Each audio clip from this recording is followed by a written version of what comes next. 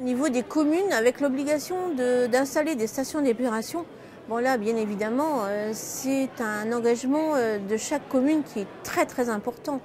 Bon, outre le coût, je veux dire financier, qui est bon, l'aspect négatif des choses, ça a permis quand même de rejeter en rivière une eau qui est relativement correcte.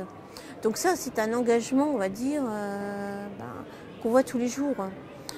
En tant qu'acteur de la politique de l'eau sur l'agence de bassin, puisque c'est notre partenaire essentiel, ça a commencé, on va dire, il y a une vingtaine d'années, la première fois où je me suis présentée au syndicat de la Blaise en tant que déléguée de ma commune.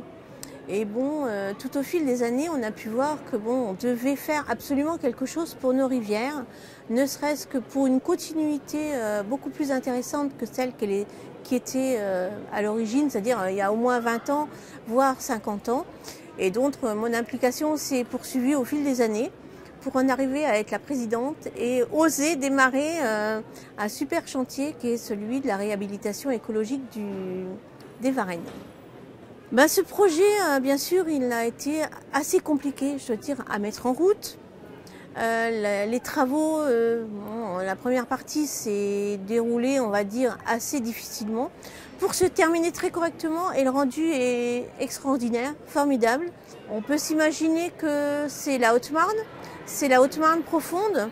On a chamboulé une vie de campagne sur plusieurs villages.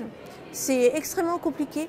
Donc il faut déjà que les gens se réapproprient la rivière telle qu'elle est aujourd'hui.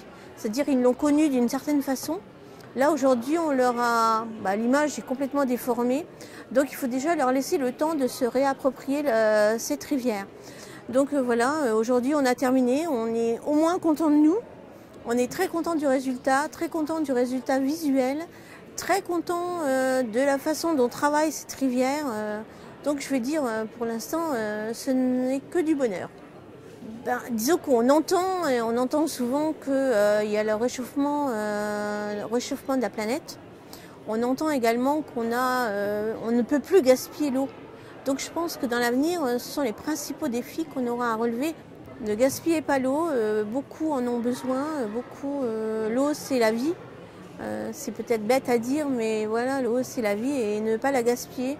Donc surtout, ne pas la polluer également.